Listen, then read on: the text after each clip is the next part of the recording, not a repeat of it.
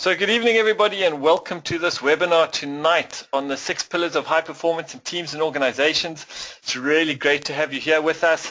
I'm sitting in Knysna, the beautiful seaside resort. It's been a beautiful day today and it's a nice calm evening.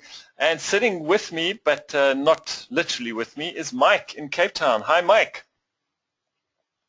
Hi Lynn, it's a great evening here in Cape Town. It just got dark.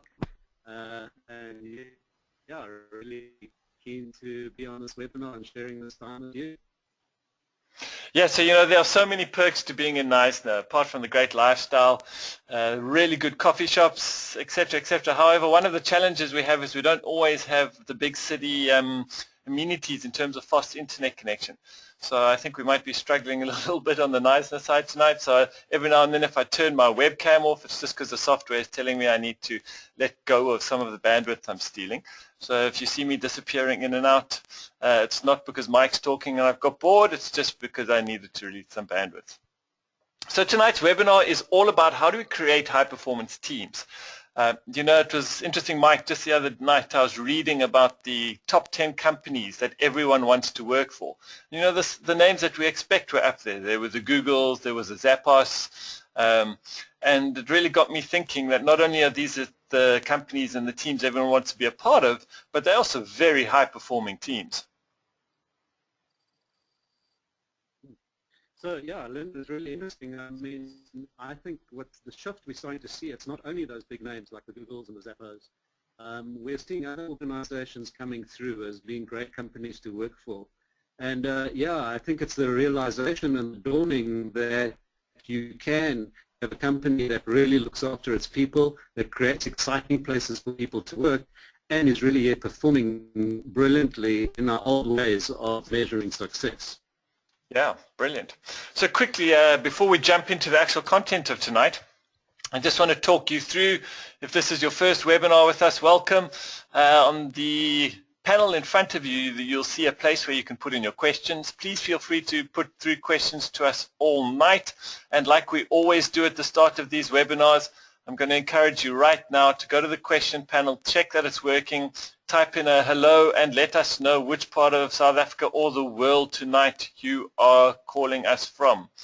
I see some of those are starting to come through, so thank you to those who are popping that into the question box, and for the rest of you, please keep going. And at any time tonight, please feel free just to put in a question and we will stop and answer it as soon as we possibly can.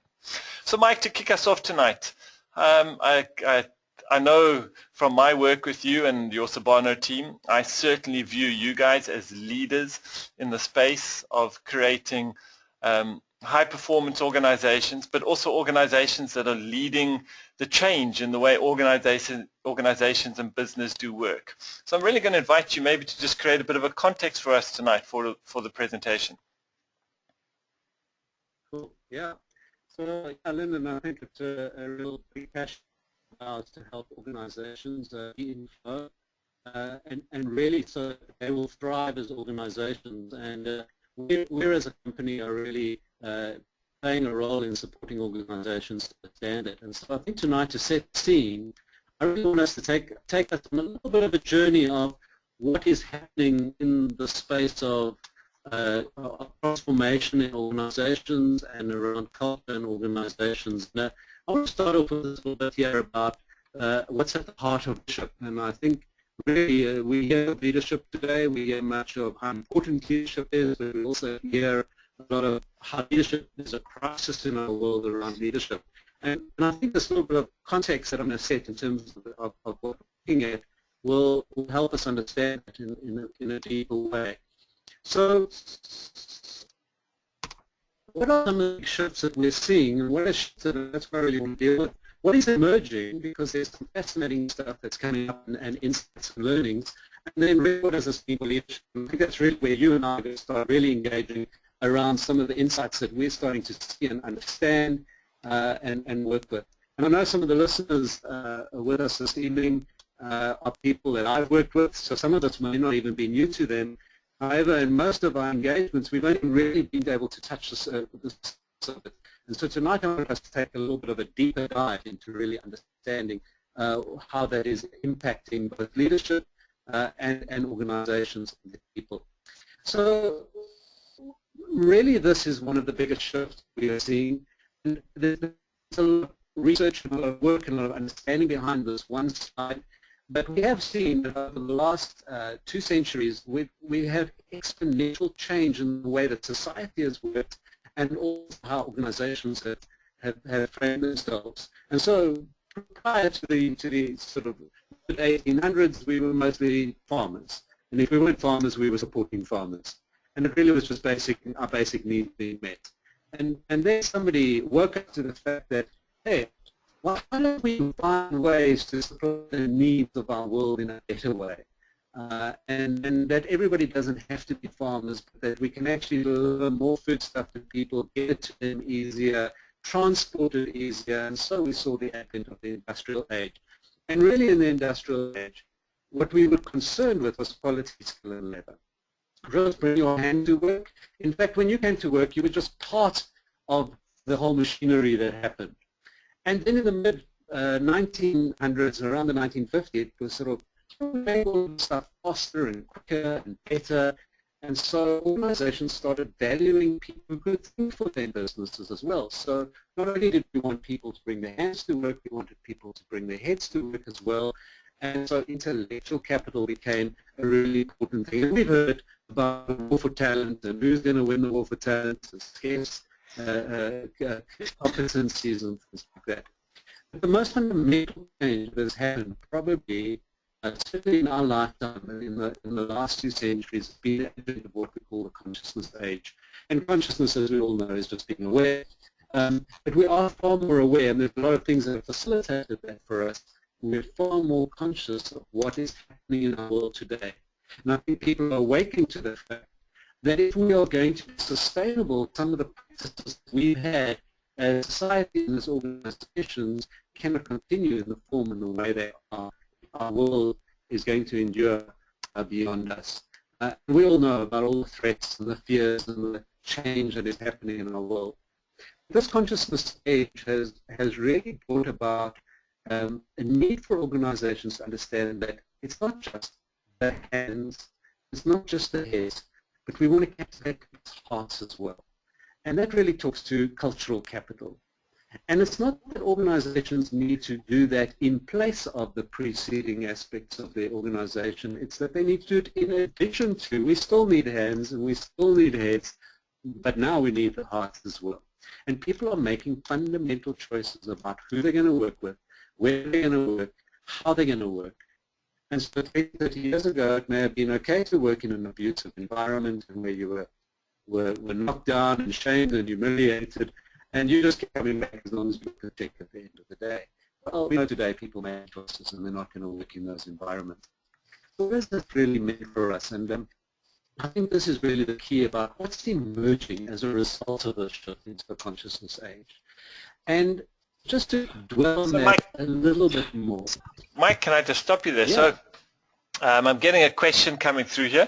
It's from Paul. Thanks, Paul. And the question is this why companies who are wanting to attract the next generation, and I'm assuming by that he means the X generations and the Y generations, which are the new emerging thinkers and creators that are going to be leading us into so much of the innovation that we're heading in towards.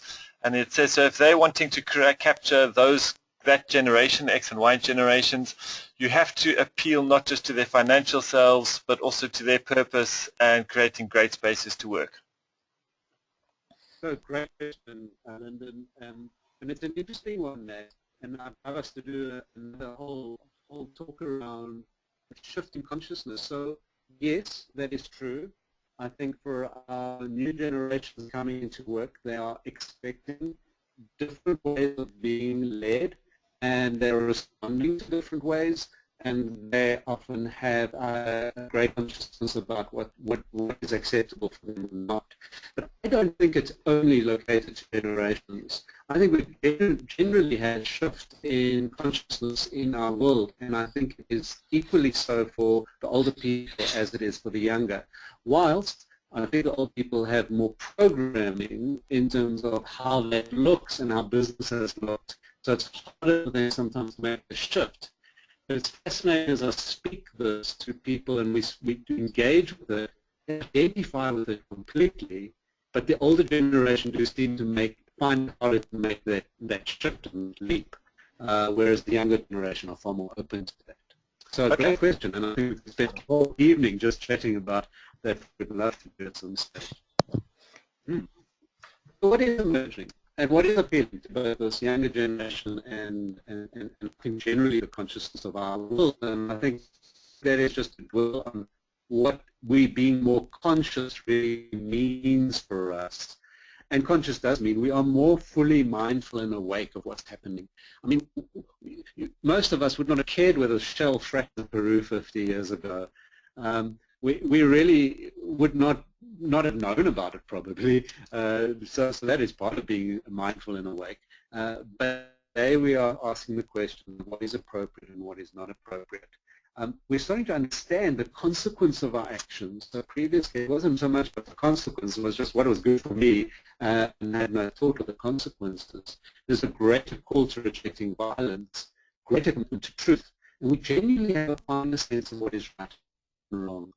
So, it was only 100 years ago that women weren't allowed to vote. It was only 30 odd years ago that we had apartheid. And today we look back and we say, wow, crazy, those times, but people believe that. Well, I think it might be 10 years' time and we're going to look back and say, well, how could we have tolerated what we're doing right here and today? So that is what really this is about. So we went to a far more inclusive way of being.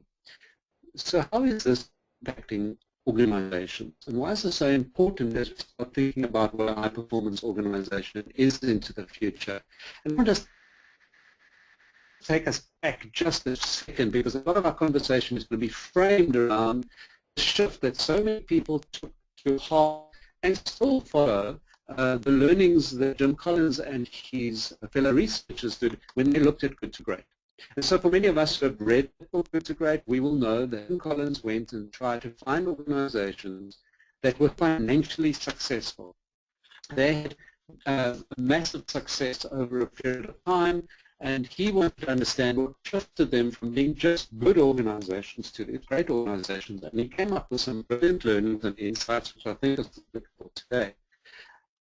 But he also found, and you can see the track of his own writings through 2009 and 2011, that when the tough times came in 2007 and 8, some of those what were deemed great organizations fell. So Fannie Mae, for example, was one of them that was in his Good to Great. And so he was how the mighty fall, because it is important for us to understand too that sometimes we can't do that greatness and what underpins that. And in 2011 started writing about Great by Choice, where we really start saying, well, culture is really a strong, resilient, becoming a really important aspect. So that leads me to, so what is really emerging now? And while Jim Collins' learnings and insights were right at the time, we are realizing that there's an organization that's coming about. And really it's impacting that today we need different leaders with a different set of ethics. The Enron scandal was probably our first major worldwide collapse, where those leaders were stonewalling them and didn't have trust in them because they weren't living in values. But it took a lot of courage for there to be a whistleblower to actually draw attention to what was happening. But today that is happening more and more and more, and what we would have maybe accepted then, we aren't accepting now. You just have to think of our own country and all the collusion that went on with construction companies. Nobody really turned an eye to what was happening with the construction companies then. But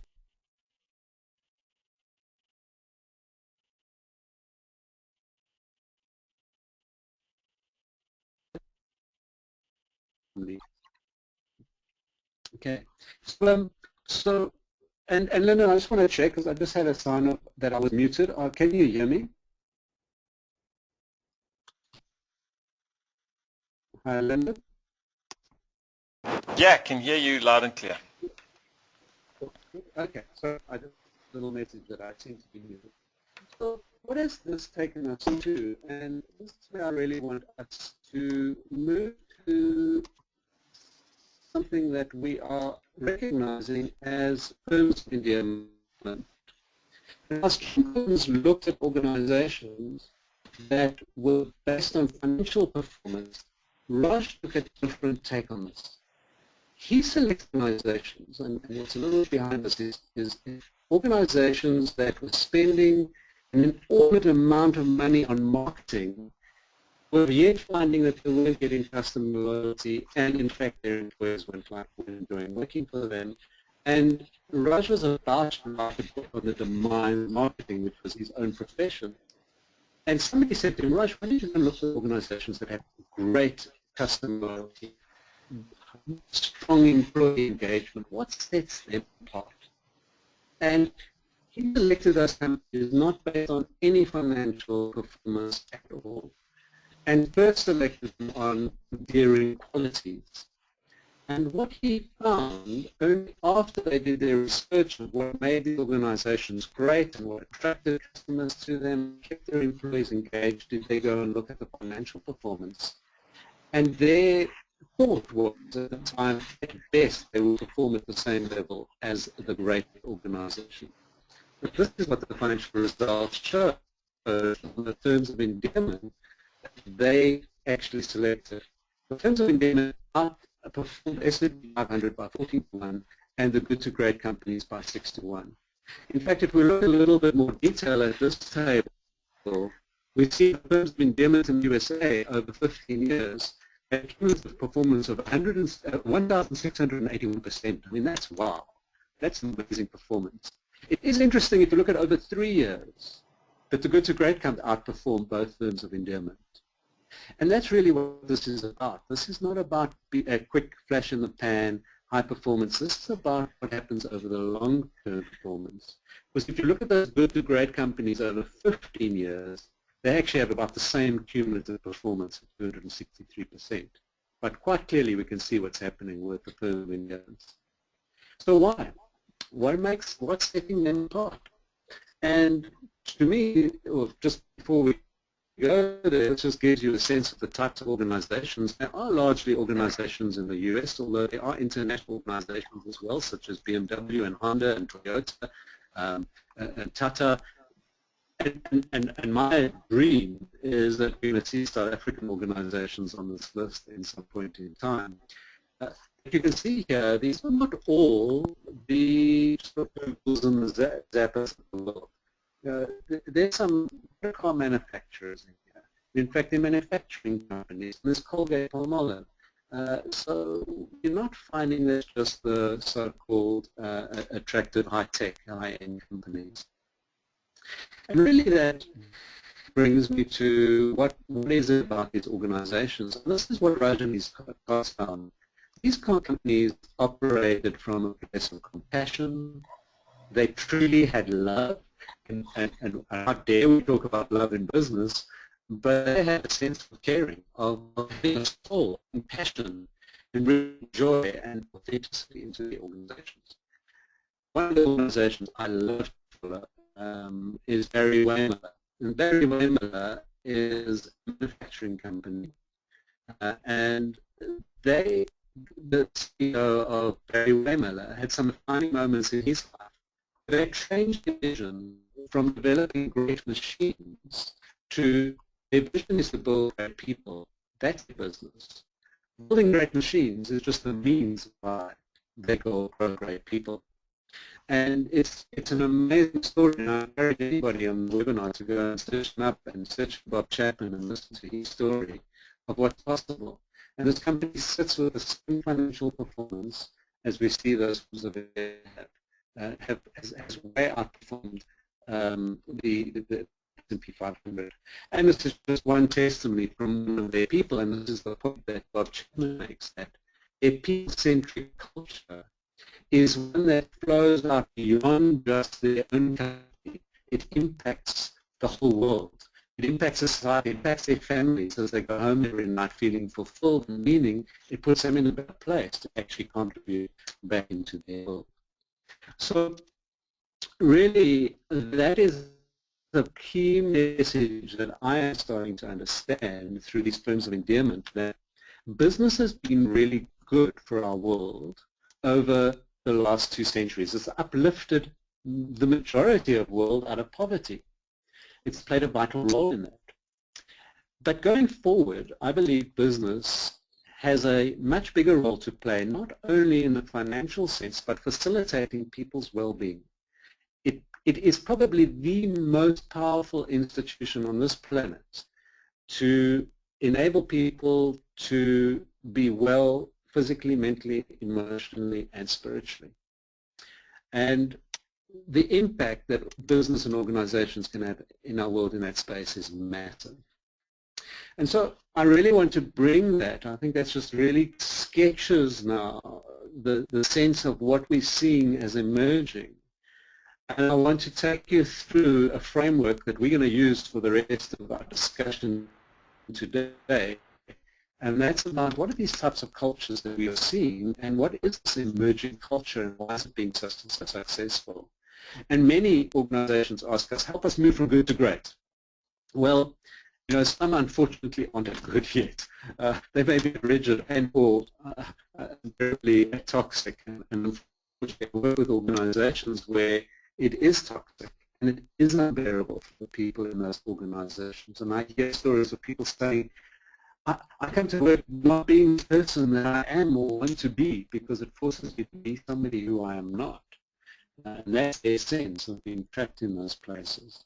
But you can see that it's really under toxic. It's really it's a stifling, shaming, humiliating place to work. And that's how we get organizations that are there. It is unsustainable because our really good talent will not tolerate that any longer and will move on. So what does a rigid organization look like? Well, rigid organizations are safer than unsafe, but they play it safe. So we're rules-based and we're skilled and we're compliant, but when we have bureaucracy, then there's blame. Essentially, these organizations are very inflexible, and so when the times come, they tend to break. They tend to fall over.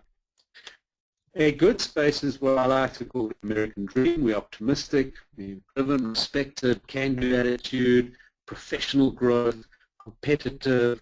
It's largely a me culture rather than a we culture, but there are typically successful organizations. The great organizations that Jim Collins would have spoken about are more integrated. So this is more about team, it's about being appreciated, it's about feeling involved. We focus not only on professional growth but also personal growth, and we move to a sense of our organization wants to build sustainability into the long term. And because team is important, emotional intelligence and coming from a place of integrity is really critical. And so this is the last piece just before we get into further discussion then, is to say, well, what is this enduring culture that we're hearing and talking about? And that is what we call would be an inspired culture.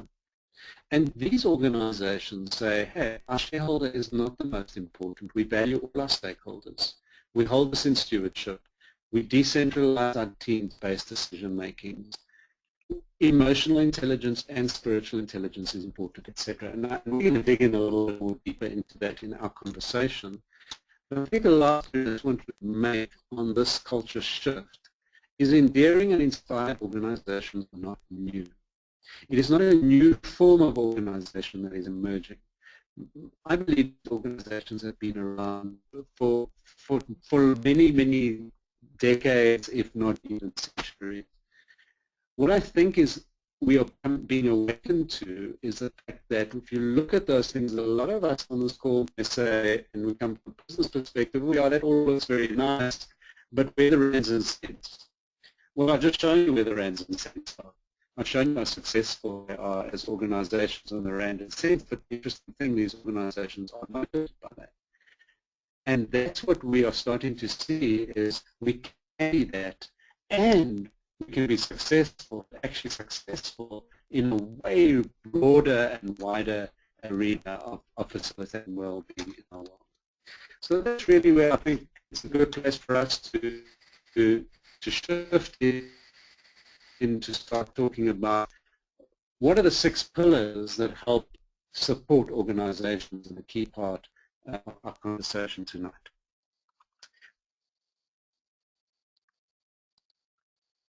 So Lyndon, I'm going to jump back to you and give you the screen back, and we can take it from there. Brilliant, thanks Mike. Loved that, and you know, being practical and in a system that I can immediately start to value.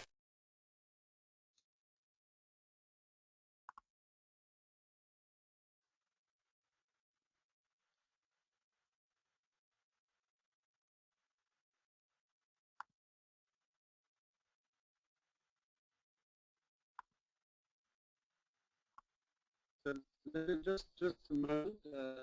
Sorry, I've lost my audio, and I'm not sure if anybody else has lost audio, but at the moment I can't hear you.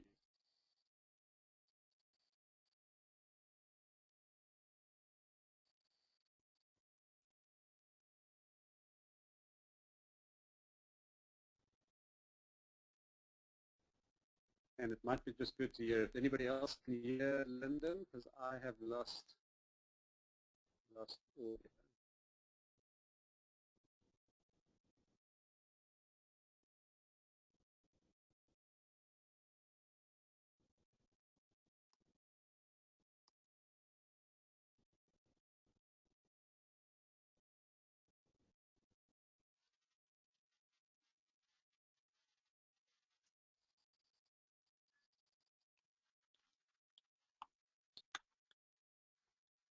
There you go, you should be able to hear me now. It seems that Mike had muted me during his presentation and had not unmuted me. So thanks guys for dropping all that feedback into the question section, and thanks Mike. So yes, thanks for that introduction, and being a coach and someone who's very practical and systems orientated, as we've had these conversations over the last year or so, my focus has really been, well, what do we do with this? How can we give leaders and organizations a very easy, simple model that they can immediately go and apply to their companies, their teams, go and do the evaluation and say, well, where do we really need to be focusing as a group and as individuals? So what we're going to do is going to take you through the model of these 6 pillars to high performance that lead to really great and enduring companies. Let me just make sure. So can I check Mike just to make sure that you can see the screens? Yes, you can. Perfect. All right, so what are these high-performing pillars that create this? So the first thing I want to just highlight about this model is that you will note, if you look carefully, that between each of the blue pillars is a multiplication sign. Now that is not a mistake. The reason for that is that each of these aspects of a high-performing team reinforce the other ones. So if there are any mathematicians with us on the call tonight, you will know that 1 times 1 times 1 times 1 times 1 is 1. But if just one of those ones is a 0, the answer is 0. So 1 times 1 times 1 times 1 times 0 is 0. So that means that if you are not paying attention to just one of these aspects, it will have a significant impact on the value that's being created by all the others. Now let's contrast that. If that was an addition sign between each of these pillars, well, 1 plus 1 plus 1 plus 1 plus 1 is 5 out of 6. So if you have 1, 0, you're getting 5 out of 6. You're still doing pretty well. Unfortunately, high performance, these 6 pillars and high performance does not work that way. If you are not focusing on all of them, you are highly likely to be significantly impacting the degree to which you can add value to yourselves and your clients and be high performance. So that's just something very key to note. It's not by chance that there are multiplication signs between them. All right, so let's have a look at what are these 6 pillars, and let's take you through them. So the first one is competence. So Mike, what we're talking about here is really this idea that in my teams, in my companies, I've got people who can do their roles very well. They have the knowledge, the skills, they have high IQs if that's required, they're intelligent, they're smart, they have the experience of how to do it, they're generally clued up. Yeah, and pretty much that's a given. And I think if to the information age, we entered intellectual capital and or even quality skill and labor, that's what it was all about. And so many organizations thought they could get away with just purely very highly competent people. Obviously, as a foundation, I've worked with organizations and some larger South African maybe parastatals and organizations. The competence may not be even present, but in most businesses you really can't be around unless you have competence. Yeah, and I guess this is one aspect where in the last 20, 30 years people have really focused on. When you come around to employing people, these are the ones you can probably test the easiest out of all the 6 we're going to be mentioning tonight. So it's a tick box that most companies these days, the good ones, are pretty good at ticking. Yeah, I think there's a lot of science around it, and that's the part of winning the war for talent has been focused on. And we've seen organizations go through all sorts of different ways, whether it be levels of work or competency profiling or knowledge IQ, and as you say, that can be tested for very well. So most organizations have got that pretty much under. Brilliant, which leads us on to the next one, and this is my focus. This is an area I love. It's where I try and spend most of my time in the work context, and this is all about flow. So it's all very well having people that can do things well, but do they enjoy doing the things they are doing? So flow is this idea that you wake up in the morning and you cannot wait to go to work. When you're at work, it doesn't feel like work. Time flies, you're engaged, you're getting energy. At the end of the day, you have more energy than when you started, and you wake up at the end of the day, and I say wake up quite deliberately because it's almost like you've been so in the zone during the day that at the end of the day it's like, wow, has the day gone past? Time just flew. I was having so much great fun. When you're in that space, it is also the space where you are likely to be adding the most value to yourself and your company. So in this space, when you're in flow, the things you are doing are things that you are good at, that come naturally to you, and that for every unit of time that you spend doing work, you'll be better at it than if you were doing anything else. So a lot of people are good at many things. We can be competent at many things. However, not everything that I'm good at gets me into flow. And from my perspective and a lot of the work we've been doing with teams and companies over the last 6 months to a year, I have a belief that flow is going to be one of the main competitive advantages for the next decade in separating companies that are good and great and endearing. So putting that back into the model that we were looking at earlier, what does this look like? Well, in toxic, unsafe environments, the idea that you need to love what you're doing is often called just plain nonsense. As long as I can do it and you do it well, keep your head down. If you're not having fun, too bad. If you end up at the end of the day stressed because you were miserable, don't worry about it. That's just the way it is. And this is very much, I think, an approach that emerged in a lot of the industrial age where people were not inspired by the work they were doing, but they were earning a living, and as long as they could make that living and put the food on the table, they'll deal with it.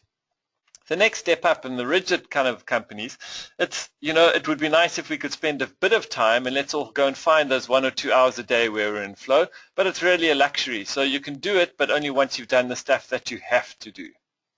Now, as companies want to evolve and they move into the space of being good, you start getting employees who are prioritizing getting themselves into flow. So I will go and work at a company where I know I am going to love what I am doing. And you'll hear how many times I said the word I. So it's very much about prioritizing getting myself into flow, making sure the roles and activities I'm doing I love, and that I'm naturally gifted at. And if you want to move companies and teams even further, then it takes a step of saying, well, to be really great, not only do I need to be in flow, but what can I do to get the people immediately around me into their flow too? What roles and activities do they like doing? What do they need from me so that they can be in flow more and more of the time? Now, the companies, Mike, that you were talking about earlier that are really endearing, that are beyond looking at just their team and their own company, are having that same conversation about stakeholders, about the communities they live in, about people in general, and saying, well, what are we doing as a company that gets other companies into their flow? What are we doing that gets communities into flow? And how are we supporting flow as an emerging principle in the communities we want to live and operate in? Mm-hmm. What I love about the way this is set up here and how it aligns to that is exactly the shift from that good to great, where it moves from me into we, and now we are better in flow. So when we work with organizations that are in the toxic, rigid, and or maybe even good space, we will find that they will typically have a fairly strong focus on competent type values in them as an organization, but they'll also have, if you're in the toxic space, you'll have a very high degree of what we call limited values. And those would be things that would truly be unproductive energy, like demanding, controlling, blame, arrogance, and essentially that takes away from an organization. And what I like about that in terms of the context of flow is, for me, those are the rocks in the river that we're always having to try and swim around.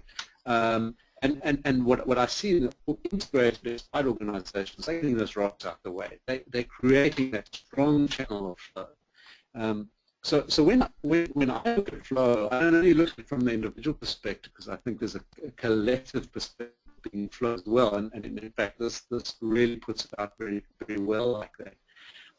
And I think the key thing that you're hitting on around the stakeholders and inspired is that Indian organizations try and seek for what we call win to the power of 6 relationships. And win to the power of 6 is your 6 stakeholders, your community. Well, let's start from your customers, your suppliers, your employees, your investors, your community, and society. And if we can get all of those to be winning, and they're in flow, and then the system is working, the ecosystem is working, because no one organization or relationship in there are islands unto themselves. And that's what those organizations are really starting to capture and understand. Brilliant. So the last thing about flow I just want to mention is that, so as a leader, as a manager, how do you use this concept of flow in your team space? Well, it's not about whether someone wants to be an accountant or whether they want to be the advertising executive, because even if someone is passionate about accounting, they might like to be the person who stands in front of a board of directors and explains what's happening with the accounts, who tells the stories, who's engaging with people, who's sharing information, whereas someone else who is also an accountant might get more flow from being by themselves at their computer really analyzing the numbers. So it's not so much about whether you're an accountant or a doctor or marketing person. It's really about the roles and activities you do every day. And each one of us has our own flow space. Those roles and activities that we really love doing more than anything else, no matter what the content. But it's about how are we doing it? What kind of roles and activities do we play? And there's some great processes and tools for exploring this. And so for managers and leaders, I'd certainly start exploring that within your teams. And even just asking the question, are you in flow of the people you work with, can be a very profound experience. So moving on. And yep. Sorry, Lyndon, quickly to come back to that is, what you find in the rigid and toxic environments is how people have to be coerced to do what they want to do, or need to do, sorry. And where in the endearing place, they're truly inspired because those organizations have understood what it means for people to have meaning and fulfillment, which links back to my flow as well. So yeah, I think it really works out well for them. Brilliant. So moving on to the third of these pillars for high-performance companies is purpose. So what we mean by purpose is that each one of us have, to various degrees, we might be able to articulate it, we might know it, but each one of us really has a purpose, why we're here, what we want to achieve with our lives, what we're focusing on, what are our personal goals. And when we can align those, when we can achieve them, while supporting the company and team we're working with to achieve its purpose, that is when you enable high-performance space. So what I mean by this is I'm very clear on my purpose in life. I spend a lot of time doing that work, a lot of reflective time. And my real purpose is to build communities that people want to live, love, and work in. And for that to happen, there needs to be a real sense of engagement, a real sense of connectedness. And if I have to die tomorrow, what do I want people to say in my funeral? It's that Lyndon really influenced us. He really had an impact in our workspace to make us feel connected and really engaged with each other. So that's my individual purpose. So if I can work with companies, with teams who are trying to achieve that as part of their collective purpose, then my individual purpose and the collective purpose are aligned, I'm highly likely to be more engaged, more motivated, far more inspired, I'll be more committed, I'll be more loyal, because there is alignment between the individual and the collective purpose. So let's once again explore purpose in this context, Mike, and if you want you can definitely talk to these, because I think this is certainly a space that you resonate with. Yeah. So again, to put it back into the different types of cultures, we really motivation why organizations want to exist. And in the unsafe place, in the toxic, it's all about dominance, that we need to be the biggest and dominate our market. So we will often find that organizations have a complete market share. And we need to look at some of our utilities providers in the country. They just have dominance, but it gives them actually then have unsafe and toxic cultures. Whereas in your cautious area, and again, I work with some environments, for example, where government is involved. Well, their motivation is we just need to comply.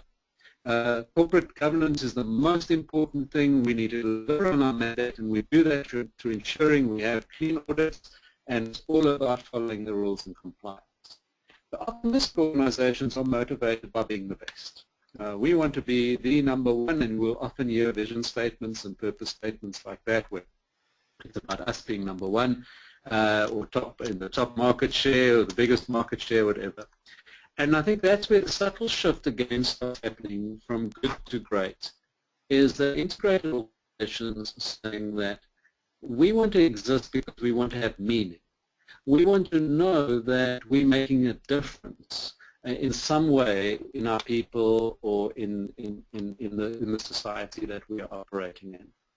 And the enduring organizations are actually seeing that their contribution to society and to the world is serving the greater good of all, and finding ways that they do that holistically in how they operate their businesses. But that's their motivation.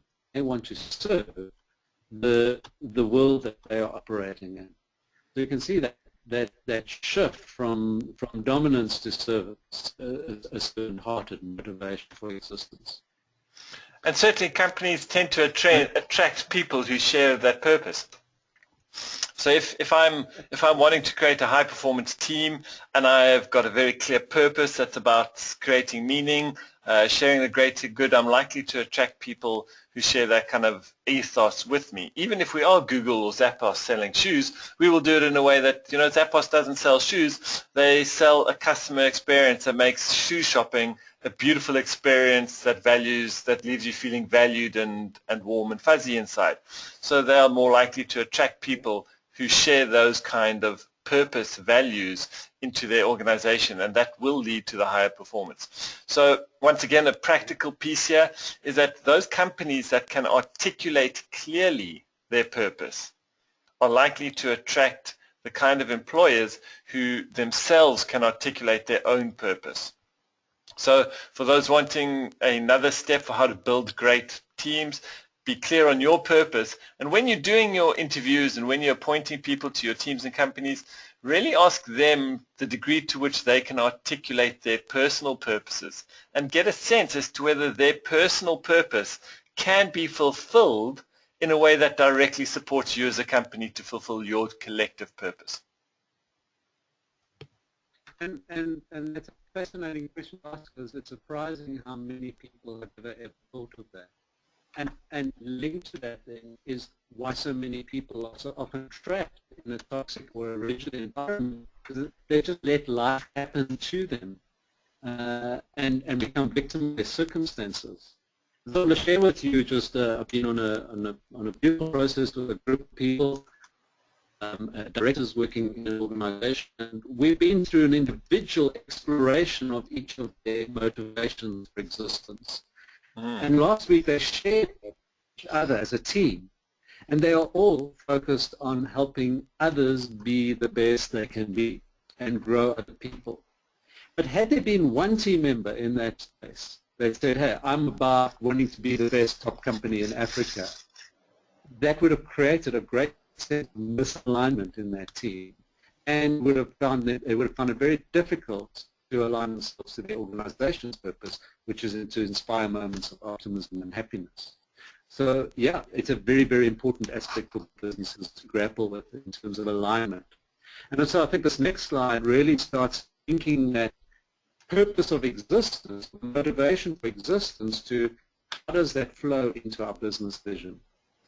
And the first three there, you can see the toxic rigid good space is all about shareholders. And unfortunately, over the last 20, 30 years, our world has come and put the shareholder as the most important stakeholder in any business. And we've heard the reason why the optimistic space there is that it serves stakeholders and leadership, because it's the leaders who need to have all their incentives aligned with stakeholder interests. And if they perform, it's the leaders that benefit out of that. So who gets served? It's the shareholders and the leaders.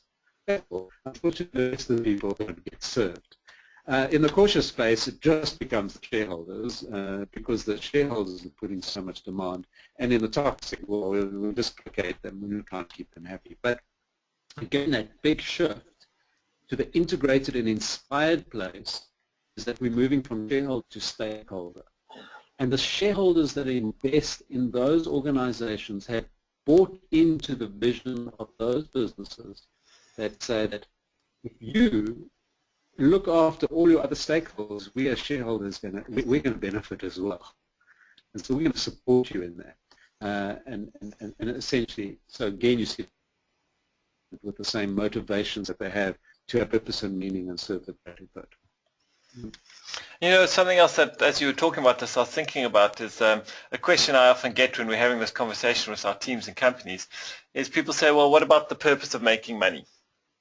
So, you know, in my life, I'm very clear. I'm going to do big things. I'm really going to change the world. I'm going to create a space where there is connection and deeper meaning between people. And there is nothing about having lots of money that makes that more difficult. In fact, you know, I'm very convinced that to do a lot of the things I want to do, a lot of the projects I need, I'm going to need a lot of money. So if I can do work that fulfills my purpose of creating connection and make money at the same time, I'm fully integrating my purpose into the purpose of the companies that I work with and I work for. So in some of the work we do, some of the people say, well, my purpose is that I've never been able to get my kids through university, and that's what I'd really like to do, so that takes money. And then when we asked him further, well, would you be prepared to do that if I said you can go and make a lot of money and yet you'll be working for a company that does great damage? Would you accept that? Would you be willing to do it? And the majority of them say not really. That while fulfilling their purpose of making a lot of money is still an important priority, which we fully get and understand, if it's not having additional purposes that are aligned to their view of the world they want to live in, then they are highly unlikely to be motivated and engaged within that workspace, and you will not get the kind of fit that leads to greatness and enduring companies.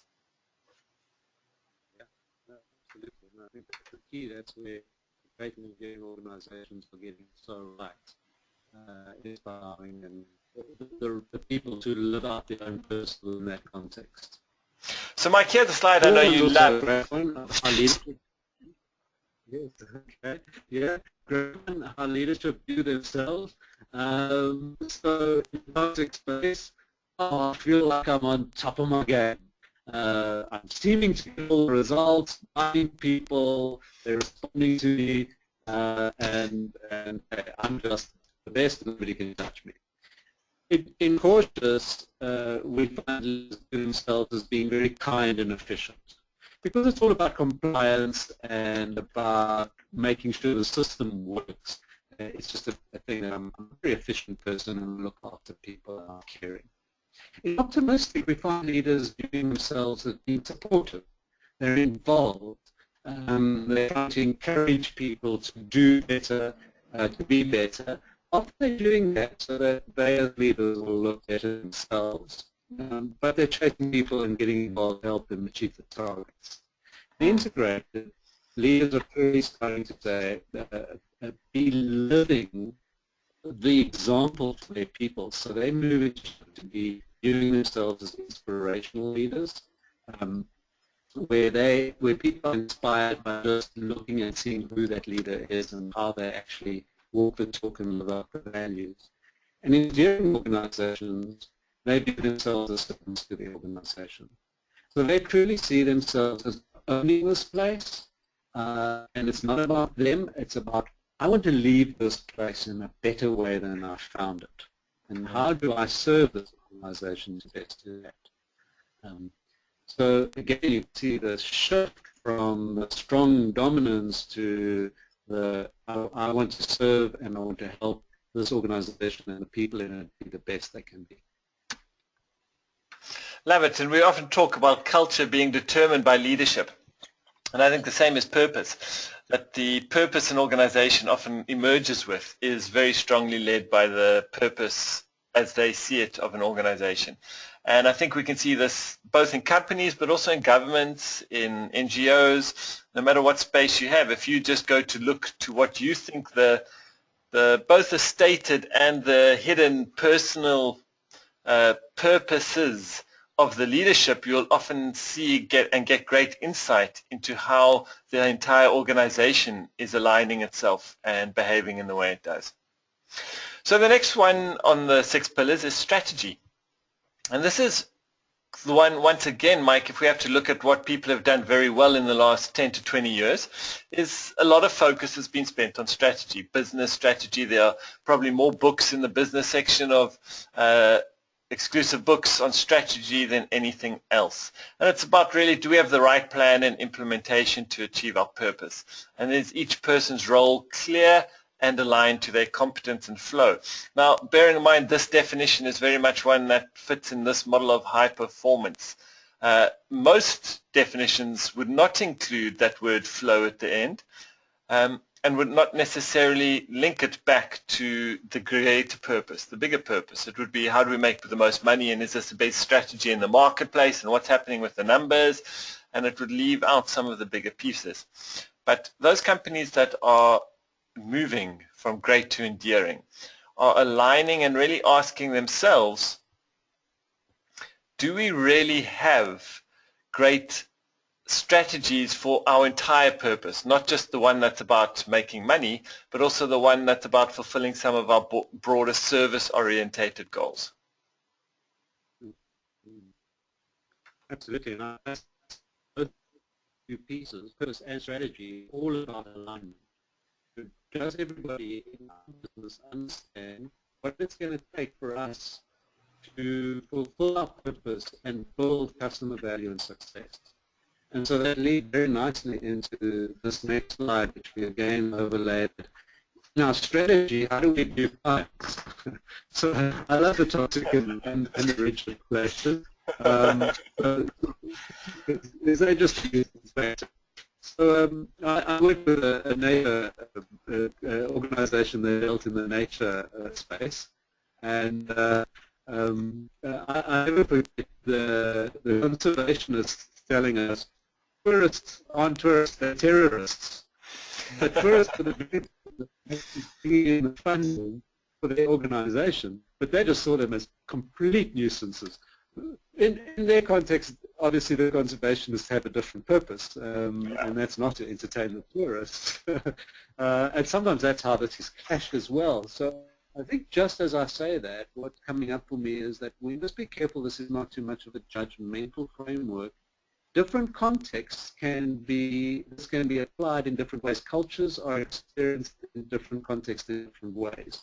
And so we've got to be careful to just say, oh, well, just because they say that, but if you go and ask that conservationists, their purpose is for very good intent, which the tourists didn't have to be there. So in a cautious place, that's a necessary evil, just need them, they've got to be around. In optimist, we start saying, hey, well, they're no lie, and we often heard that customer is king and all that stuff. That happened very much in the optimistic type cultures and cultures. And again, when we move into great and enduring, I just say clients are really important to the business. Without them, we have no business. And in the inspire spaces, we move into a more collaborative relationship with clients because our clients are truly valued. So a company like Whole Foods they would invite their clients into focus groups and really engage with them and find out what is important to them and what can they do to help them serve them better. In an optimistic space, we would have just what we call customer satisfaction. As long as you like buying enough from me, you're going to come back and buy from me again. Then I'm happy. But as you move into the integrated inspired, how do I really, really understand your needs and partner with you in a very deep and different way? And I think what's even more interesting is the next slide that we look at. And clients have started to become quite a preempting. It's a treated one, so let's just work with this one. So if that's the way that clients are viewed, then this is how they are treated. And they're treated right through from being indifferent to them, I just wish they weren't around, to being warm, to being, as I've said, just really in the inspired passive, we view them as partners. And there's deep, deep conversations that we have with our clients. No, I'd really like to speak about, I think it's the next slide, Lyndon, if you want to go there, and I think it's the one around suppliers. I'm hoping so, yes. Okay, so this is one of the big shifts that inspire when hearing organizations are starting to get. So in the toxic space, suppliers are just seen as an obstacle. In fact, yeah, we wish we didn't turn them around and wish we could manufacture and do everything ourselves. In the cautious space, they're seen as a source of cost reduction. How do we squeeze them more for every cent? The less I can get my input costs, the more I can make on my output as well. In optimistic, we see our suppliers are really straight. So I get many directors and people saying, oh, they're important, we need them and they need to be good.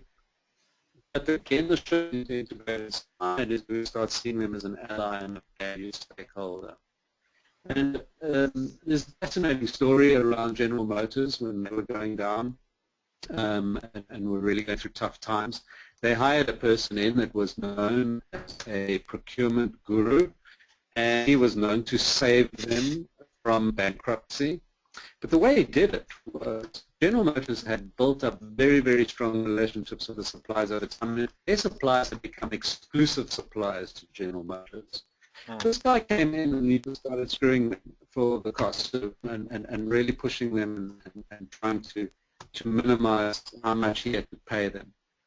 The smart suppliers said, well, something's going on here. I better diversify, because if he comes around again and tries to squeeze me more, I can't sustain this as an organization. And if you think about it, suppliers start becoming as important as talented employees. I want the best suppliers to work for my organization and supply. And so that's what endearing organizations are getting. They are a critical valued stakeholder. If a supplier, one of my suppliers goes out of business, it means that I am not going to be getting something that's really important for me in my organization. So I want to treat them really, really well. And so look at things like, how do you pay your suppliers? Do you wait for the end degree and push them to 90 days? Or do you see them as a value partner? Cash flows are really important for them too. Those are decisions that conscious companies start making differently. The old, well, you just wait, we're allowed to pay them in 90 days, and that's just the way we do it, and it's all contractual, and we manage this by litigation, and it doesn't work out. It's a complete no-no for an endearing organization. I love this one. How is money viewed? Well, we've already had some conversation in this, isn't it? But yeah, toxic money at all costs in the cautious through more efficient and driving that efficiency. Optimistic, it's the good old Calvinistic hard work, guys, put your nose to the ground in tough times, let's just shoulder to the wheel. In integrated, we start realizing it's about continuously reinventing ourselves, and we earn money through innovation. And as we go into integrated, we actually earn our money because we are serving the greater good. And if you think about many organizations, why we have organizations in the first place, but certainly even many entrepreneurs that I know, many of them start in the endearing place. They want to make money, but they also believe they have something of great value to offer their world. And they want to service their world and want to be able to bring something like that. And that's where they start. It's unfortunate when they sell out a part of their business because they need to grow and they need capital, and you get a non-invested shareholder or a person who's not vested in the interest and doesn't have that soul and passion that that entrepreneur had, that you slowly often shift down the scale, because then it's just about the money. Okay, now we must get better, so we innovate. Now times are getting tight, guys. I want you to meet the targets. Well, actually, now you're not doing that anymore. It's all through cost efficiency, cut costs, slash heads. So you can see it's a slippery slope to get there. But the inspired organizations keep that purpose and the strategy very clearly in mind, that we're here to serve. And if we do that really well, the money will come. All right, and then very quickly, because I know we need to keep moving on, how broader products and services are viewed? Yeah, so, and I mean, I think this one speaks for itself. And so the products and services that organizations want to deliver, in the toxic, it's resentment. I've worked in rigid places. They're bored with what they do. It's not a very, very great place to be. Optimistic, we see it as a challenge, and again, integrated, it's about excitement, and we're bringing new stuff to the marketplace, and it generates that excitement in the organization. Again, we inspire all this stewardship. All right, so now that we've done through the strategy section, we move on to values. Now this is one I really love, and Mike, I think this is a space you and Sabana have certainly been leaders in the last 4 to 5 years, if not longer, is about helping organizations align people's personal values with the values of the team and the company.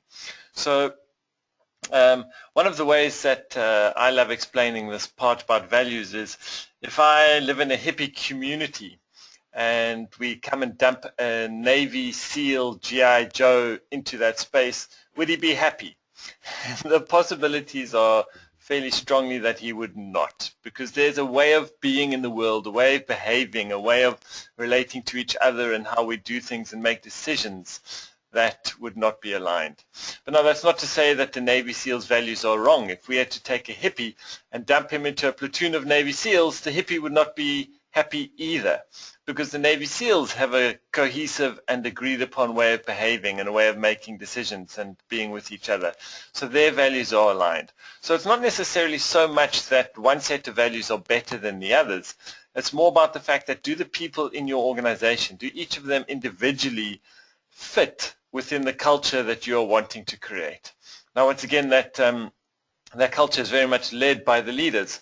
The culture that the leadership wants to create will be reflected in what emerges over time as the company's culture.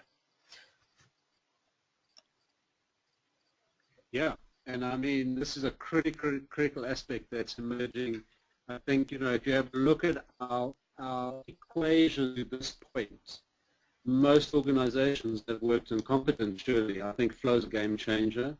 They've worked on strategy, and I think purpose is a game changer. But we get to these last two, and this is truly what I think is setting organizations apart when they start getting to understanding the alignment of values. But I can't agree with you more. This is not about a right or a wrong. It's about alignment and context. So where do I come and be able to live out my values best? We find that when people can't do that, that's what creates extreme stress and frustration and friction in organizations when they can't.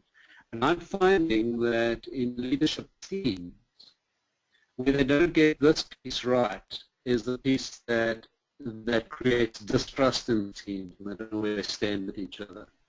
And again, it's not good or bad, but it's a piece that leaders battle with most.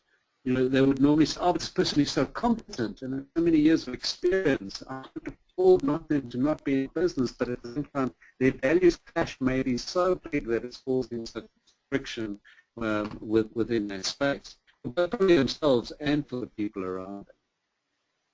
So once we've got all 6 listed, we're certainly going to have a look at how they start cross-pollinating each other. That when you're out of flow, how your values and behaviors often change because you're stressed, you're not in a great space. And similarly, when you are in a space where you feel a strong value alignment, that you love going to work with the people you are working with and you really feel you belong, it enables you to be far more in a flow space from a neuroscience perspective. So, a lot of these have very strong relationships to each other, and that's once again where the multiplication signs between the 6 pillars come in. Now, so Mike, this one I find really interesting, and I know you mentioned it in the introduction. And one of the questions I was asked the other day when I was presenting this to a leadership team is they looked at this and they said, so Lyndon, are you telling me that the military will never be endearing or great? So in their space, that they are often not necessarily toxic or rigid, but there certainly is not a great deal of decentralized team decision making. Often people are required to just follow the rules, to be very disciplined, to go along with what's happening, to not question. So question for you, what does it look like in the space of having a military space that is highly great or endearing? Yeah, so it's a very interesting observation, and I think what's important about this framework is this is not talking about the nature of an organization and how it is structured or managed. It's talking about the cultural aspect of that organization, about how we do things in here. Or around here. So if you actually think about the military, when those people are down on the ground and in contact with the enemy, they've got to make decentralized team-based decisions very, very fast. They can't wait for the central command and control to do that. So they've got to have something in them. And it's so interesting, and I think it depends where we're talking about the military. There are obviously different contexts of those, which actually talks to this. But in some spaces, people join the military because they want to serve society and help and be a peace protection or peace force or whatever. So their motivation for being part of the military is not because I want to come and be the big bravado and shout orders and do all of that. So this is about how our business or organization is expressed.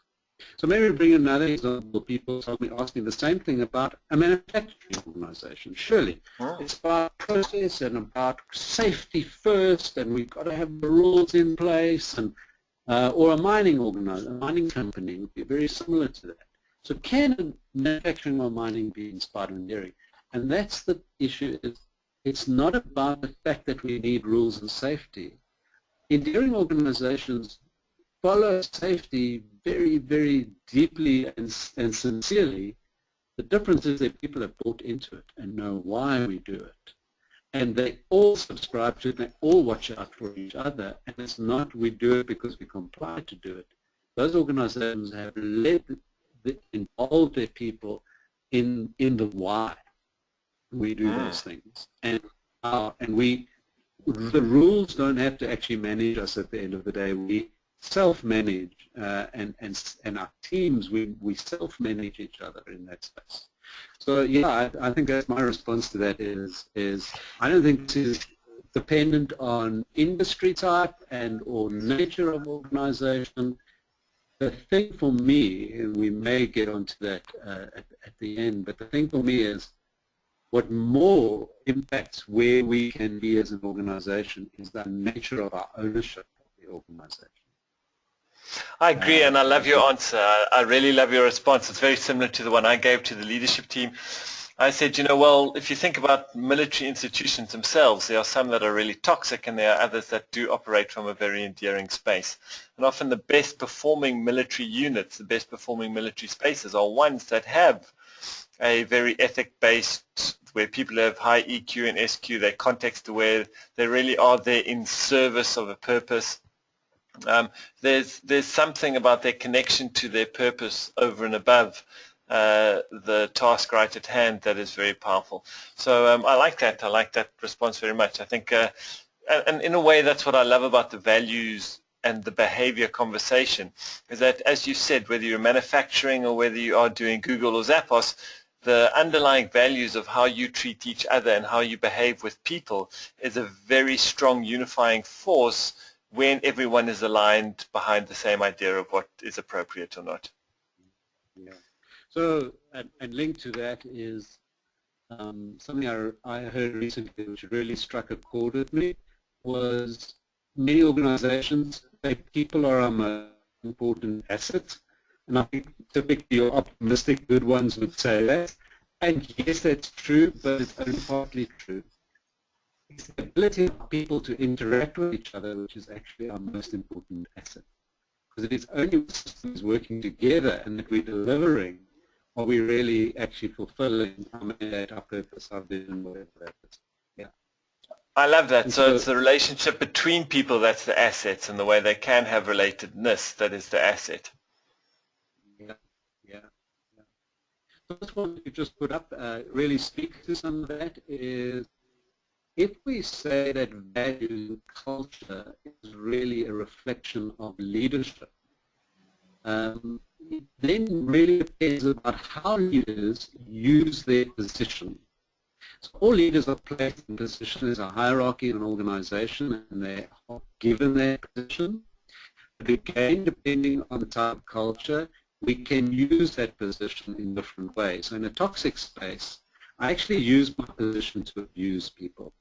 To abuse them, coerce them, because I think it's the only way I know how. In a cautious space, I will enforce the rules. And that's quite an easy place to be in, because I don't take any personal influence and just say, well, the rules say so. Sorry, that's the way it is. In optimistic, position is seen as a status thing. So I have a lot of pride in being the most senior person in the organization. Integrated, we started saying, share our positional power.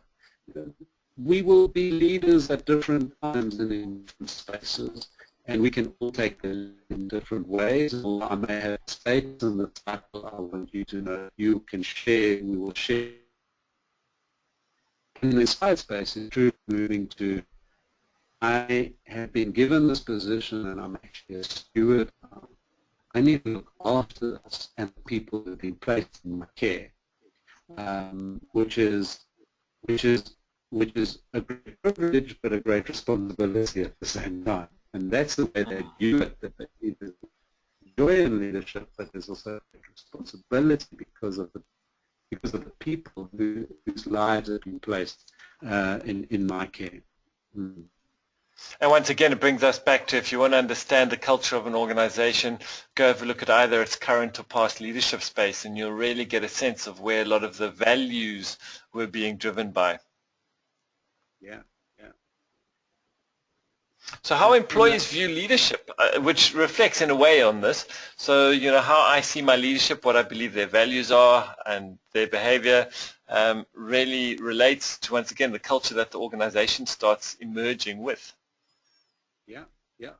And again, I think this speaks for itself and was very similar to how leaders view themselves in each of those places. What you will see is, if you remember, I would have said earlier that great leaders view themselves as inspirational. The employees view them as supportive and involved. They always view themselves one level higher than what they're actually doing. So a great challenge for leaders to be moved in there. But yeah, in the rigid space, because these guys just flout the rules all the time, well, I see them as people that are superfluous. I mean, I don't really need them. I can read the rule book. Typically see them as uninvolved. To moving into that space where I really feel like it's supporting me, they're involving me, their vision, etc. And I think this one is so obvious as to why it leads to high-performance teams, when you have employers who are actually viewing their leadership in the integrated and the great and endearing space. Who wants to show up and give your all and be engaged and really be curious and entrepreneurial within the company if you're working for a leadership that you see as uninvolved and superfluous? I think that leadership plays such a vital role in the way the culture reflects how employees are going to show up every day and give their all or not. Yeah. So the last pillar to the equation for high performance in teams is positive intelligence. Now, you know, we've gone through so many intelligences over the last few decades. There was IQ, your emotional, your intelligent intelligence. Then there was EQ. Then there was your emotional intelligence. Then there was SQ, your social intelligence. And now the latest one to emerge, which I'm extremely passionate about, I think it is very insightful and a real game changer, is this idea of positive intelligence. And it's in a way positive intelligence brings all those others into one basket and says to what degree in an individual does this individual manage their thinking and what's happening in their mind. And this has, what I love about the science of positive intelligence, if you go and Google it, there's been a lot of research in the last 5 to 10 years around positive intelligence. It combines both a lot of the old-fashioned coaching and motivational spaces about what you need to be thinking, but there's strong neuroscience linkages to it as well. So what happens physically, chemically in your brain that allows you to be in the space where you're most creative, you're most focused, you're most energized, and they are linked to your degree to which you can manage a lot of your thoughts, unconscious and conscious, as well as sometimes you can reverse the trigger. So doing things that you know will get your brain into the right neurochemical space, and I'm not talking drugs and alcohol here, guys, I'm talking a whole range of other things that release endorphins and other chemicals in your brain, actually support your ability to think clearer and be focused.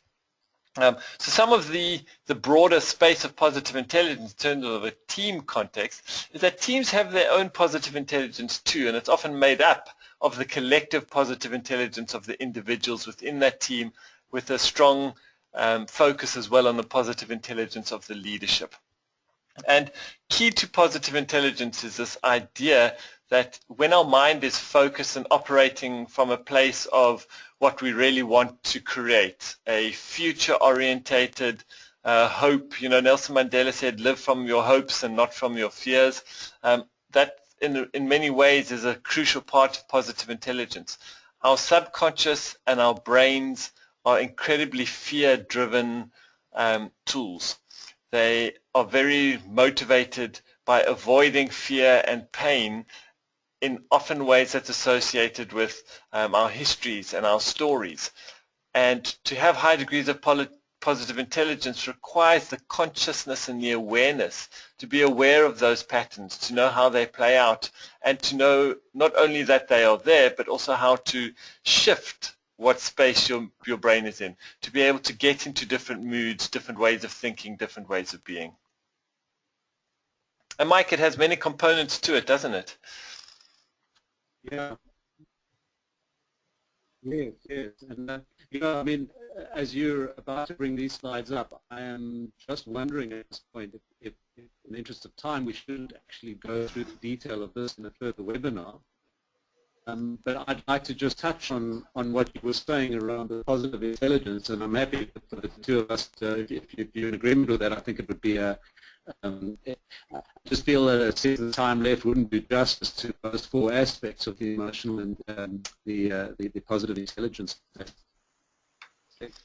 But what I want to really say and build on to what you're saying is this, that as we've been going through this talk and through the various contexts of the culture shifts, the positive intelligence piece is probably one of the most fundamental ones in terms of understanding why do some leaders and then their organizations land up in rigid and toxic.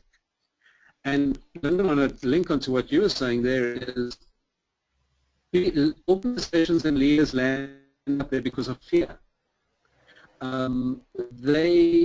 They don't, I know very few, and I've worked with hundreds of leaders with deep personal conversations, and I know very, very few that would wake up in the morning and say, I want to go in and be the most commanding, controlling person in the world. They act that out because of a fear of not being able to deliver to what their shareholder requires. and or fear because of the market and the economy and whatever's coming their way. And I think that's what sets those leaders apart that are in endearing and integrated, is that they are grounded and centered and have practices and disciplines that keep them there. And avoids the trap of going into those fear-based reactions, but rather they have worked hard on their emotional awareness, context awareness, on their spiritual and social awareness to such a point they know how to respond in a situation rather than react. And I think that's one of the biggest shifts. And so in saying that is, in moving to integrate endearing is us not necessarily doing things differently, but it's a different way of being. And that's part of what makes it a hard shift and why some find it very difficult to go there. Yeah. So Mike, I like that, and I think it's a great point to, you know, what you're bringing in there is about where's the next step, where's the next generation of greatness coming from in terms of high performance teams, organizations, the enduring space. And when we look at these 6 pillars, I think we've mentioned it before, that competence and strategy are probably the ones that have received the most focus over the years, both internally within companies, but also externally in the commentary around creating great businesses. And in the last decade, there's been a greater focus on purpose, and values is also getting a lot more play than it used to. And perhaps the next competitive advantage space is going to be combining far more of the flow and the positive intelligence space, because it is deeply linked to purpose and values. When we value those kind of environments for ourselves and the people we care about, that we want people to be in flow, that we value their ability to manage their mind in a way that is positive and create an endearing life for them, then we will start focusing as well within our teams on how do we increase flow, how do we support our staffs and our teams' positive intelligence levels. So, you know, just some reflection on that if we have a look at these, certainly I think the space that companies are going to be growing into is to continue the growth that we see around purpose and values, and to expand that far more into the space of flow and positive intelligence going forward. Yeah.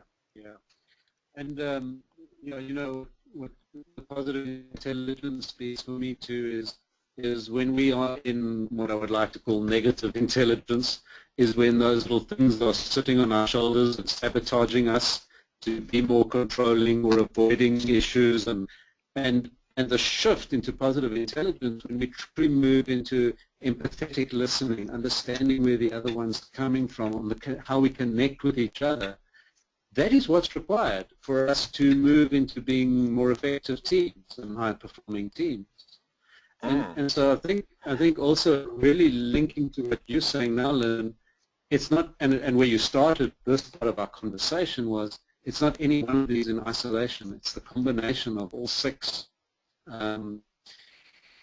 which is when you put it together, the multiplier effect of that is significant. That is why those firms of behemoth are getting those high performance levels from themselves. And so teams and individuals consciously work at understanding themselves better, understanding how as teams they pull these 6 things together to really thrive as teams. Yeah. So for all the leaders and managers that are listening in here, all those who own companies or are on board of directors and are in the spaces that you have the ability to affect and influence the nature of your companies and the organizations, one of the things that I know we do at Linden Booth Coaching, and I think Mike and his team do as well, is we often ask the leadership to evaluate on these 6 pillars where they think they are. So take a scale of 0 to 10 or any other scale that works for you, and say, well, what degree do we think we have people who are competent? And what degree do we think that all the people who work for us are in flow, that they're doing the roles and behaviors, the roles and activities that they really love doing? Is it standing in front of people? Is it analyzing numbers? Is it delivering service? Is it creating new ideas? To what degree are people in flow? And to what degree out of 10 do we think that the individuals who work with us and for us and are involved with us, that their personal life's purposes are being fulfilled by them being part of our team? And to what degree is their purpose helping us achieve our purpose as a collective? To what degree have we got a great strategy to achieve it? The values one is, I think, a very powerful one, and Mike, I know there are a lot of great tools that you can actually do evaluations on, evaluating the degree to which individuals and companies really feel that who they are and the behaviors that they resonate with that will get them engaged and connected to their colleagues, whether those are actually in place or not. So, you know, once again, out of 10, do you think that the people within your companies and within your teams really have that sense of belonging, that this is a home for who they are as an individual in terms of the way people behave? And then lastly, score yourselves as a group, as teams. To what degree do you think the level of positive intelligence in your company, the degree to which people are not reactive but are considered, that are reflective, that adapt when required, that know how to really constantly be moving towards a future that's based on their visions and goals for what's possible rather than just purely reactive to a whole bunch of fears and anxieties. So to what degree do the individuals within your companies and teams operate from that space, and to what degree do you support them? The real value of evaluating against these 6 pillars is it really helps you identify where you should be prioritizing further work and development to create high performance or to lift the level of high performance. Because as we spoke about at the beginning, if you can take one of those that is low and start raising it, it has significant impacts on all the others. It takes the value you already have in the others and enables that value to come out internally and externally within the team and the company. So really valuable process to evaluate yourselves and your companies against these 6 pillars of high performance. Mike, anything to add as we start wrapping up for the evening? Anything that you'd like to add as a kind of a parting message for the attendees that are on here tonight with us? Yeah, I think you've really summed up the application of this really well, and I think I just want to sort of reinforce the teams that I've been working with that really understand, get that alignment piece right, the purpose and strategy, and get the affinity piece right, the values and the positive intelligence. They truly are multiplying their impact as leaders and are truly transformational leaders. It's not easy. It takes conscious work and effort. It takes investment. It takes courage for leaders to do that and to show up and to have those conversations. But if done, the benefits for people themselves and more importantly for the people they're leading are immense. And my hope is that as we encourage organizations to do this, we're going to help leaders create places where people can come to work, find meaning, find purpose, and go home and take that out with them into their families and into their societies and communities, and come back to where I started with is we can change the world. Leaders have an amazing opportunity to do that through the people that they work with every day. I mean, as leaders, we have people in our hands for 40+ hours a week. What an opportunity to positively influence their lives in our world. Great, thanks, Mike. And I guess from my side as a passing thought, often when we consider a lot of these options, people say, yeah, great, but you know, I can't afford to do that, or we can't afford to do it right now. And I'm not talking financially, I'm talking time, I'm talking focus, I'm talking a whole bunch of things. I think what we're seeing very clearly, both the research and experientially with the teams and companies that do this work, is that in many ways you can't afford not to, because high performance is linked to having people in flow. High performance is linked to having people with strong alignment around purpose and strategy. It is linked to highly engaged staff that have great value alignment and really live from a positive intelligence space. So this is not a It's not just nice to haves that one day if we get there we will start focusing on. These are actual real fundamentals to delivering on high performance value to not only your shareholders and your staff and your leadership, but to all the stakeholders. The two are so integrated that it's no longer a question of when we've got our stuff right, we'll focus on some of these. So with that in mind, our wish, I think, from both of us, being people who are both Mike and I driven by our own individual purposes, we really wish you a great further journey as you keep going on this journey around creating high performance through alignment and affinity. And from that, good night from me. And Mike, last words from you. Great, thank you very much. Thanks for all those that have listened tonight. I hope that you've been able to take some good takeaways. And yeah, I really hope that these will become informative processes and sessions that will collectively help us create greater awareness of what it means to lead and to be making a difference in our world. Great. Thank you, everyone. Have a good night. And hopefully we'll see you on our next webinars. Bye. Bye-bye.